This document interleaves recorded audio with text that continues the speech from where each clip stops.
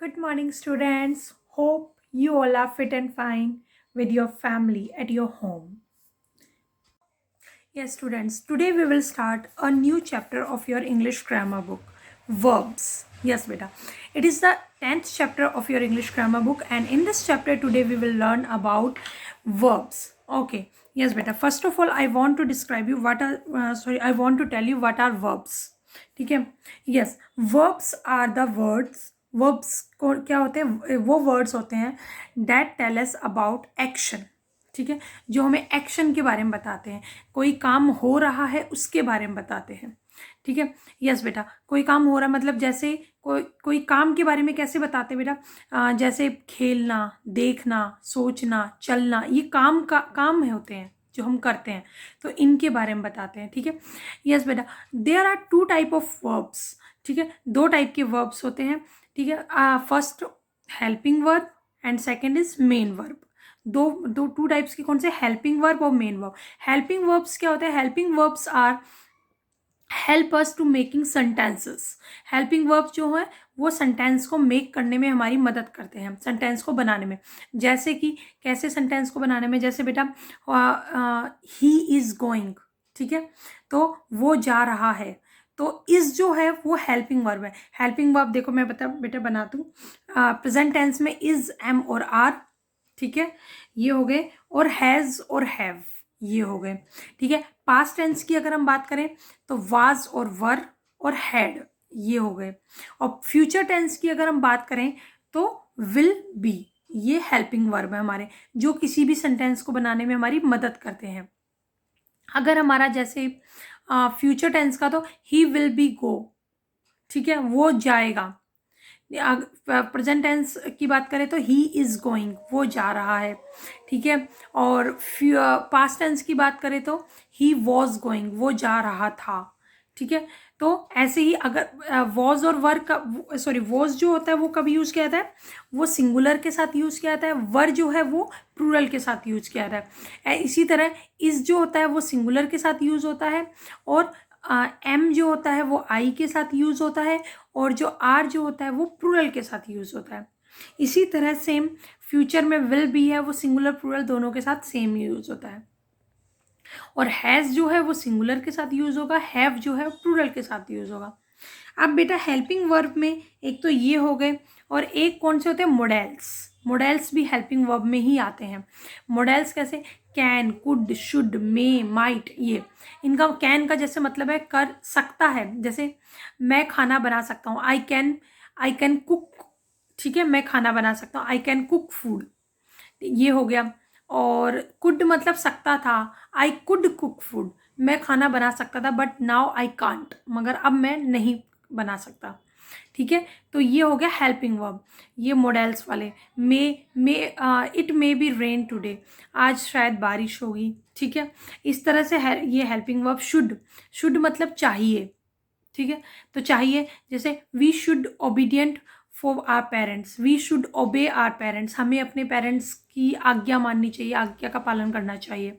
ठीक है, इस टाइप से. अब हो गया बेटा, ये तो हो गया हेल्पिंग वर्ब. अब हो गया मेन वर्ब. मेन वर्ब क्या होते हैं, मेन वर्ब मैंने अभी अभी आपको बताया ना, सोना, उठना, बैठना, खाना, खाना खाना, इवन देखना. ठीक है, हमारी सांस लेना, ये भी हेल्पिंग वर्ब है, सॉरी मेन वर्ब है.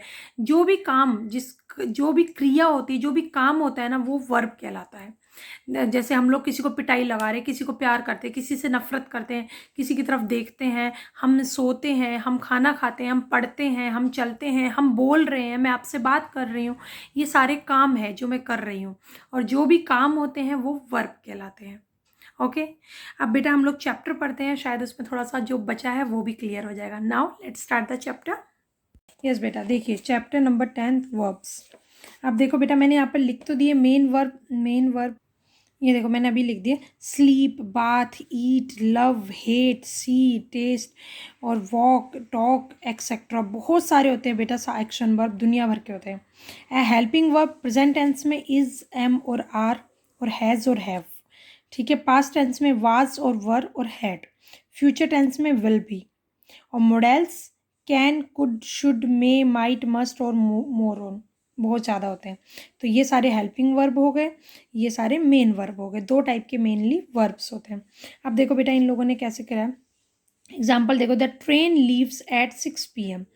तो लीव्स मतलब छोड़कर जाना, छोड़ना एक वर्ब हो गया। ट्रेन कब जाना जाएगी, कब जाएगी, 6 PM पे जाएगी, तो जाना एक वर्ब हो गया। द गर्ल स्माइल्ड, स्माइल मतलब हंसना, तो गर्ल हंसी, तो गर्ल ने जो हंसी हंसी थी यानी कि स्माइल किया था, वो क्या हो गया, वर्ब हो गया। ठीक है, स्माइल हल्की सी होती है, लाफ जोर से हंसना होता है। वर्ब्स में be tell us about the state of any person और प्लेस। ये वर्ब क्या बता रहे थे बेटा, हमें एक्शन के बारे में बता रहे थे कि कोई काम हो रहा है उसके बारे में। अब ये वर्ब्स कुछ ऐसे होते हैं जो हमें मतलब किसके बारे में बताते हैं, स्टेट ऑफ पर्सन, पर्सन की स्टेट के बारे में या चीज़ के स्टेट के बारे में। जैसे कि the sky is full of stars, तो ये हेल्पिंग वर्ब हो गए। तो इज़, स्काई किससे भरा हुआ है, तारों से भरा हुआ है। The children are tired, children क्या है, दुख मतलब थके हुए हैं, तो ये हेल्पिंग वर्ब हो गया इज और आर। आर प्लूरल के साथ लगता है, इज सिंगुलर के साथ, ऐसे ही वाज सिंगुलर के साथ, वर्ब प्लूरल के साथ। देखो बेटा छोटा सिंगुलर के साथ लगेगा, आई एस इज, दो वर्ड है, ए आर ई आर तीन वर्ड है, तो ये प्लूरल होगा। वाज छोटा है, वर बड़ा है, तो ये सिंगुलर ये प्लूरल। हैज़ छोटा है, हैव बड़ा है, तो ये सिंगुलर ये प्लूरल। ठीक है, इस टाइप से। वट द पर्सन और थिंग पोज, वर्ब हमें ये बताते हैं कि पर्सन और उसका पोजेस क्या है। तो आई हैव 3 पेट्स, मेरे पास 3 पेट्स हैं, तो हैव हो गया। Has Rita has a sweet smile, Rita के पास क्या है, एक स्वीट स्माइल। हैज़ और हैव कब यूज़ करते हैं बेटा हम लोग, हैज़ और हैव जब हमारे पास कुछ चीज़ होती है ना, कुछ चीज़ का होना, उसके बारे में हम डिस्क्राइब करते हैं, तो हम हैज़ और हैव वर्ड यूज़ करते हैं। ठीक है, verb can be a word और शॉर्ट फेज, वर्ब एक वर्ब मतलब एक शॉर्ट फेज भी हो सकता है, एक वर्ड भी हो सकता है। जैसे वर्ड तो हो गया वाज या फीलिंग, एक वर्ड एक, और शॉर्ट फेज कैसे हो गया, जैक वॉज फीलिंग नर्वस। तो ये दो वर्ब एक साथ आ गए ना, यानी कि हेल्पिंग वर्ब भी आ गया, मेन वर्ब भी आ गया, तो शॉर्ट फेज बन गया। Tom is sleeping in the room upstairs, तो इज और स्लीपिंग ये दोनों एक साथ आ गए, वर्ब हेल्पिंग वर्ब और मेन वर्ब।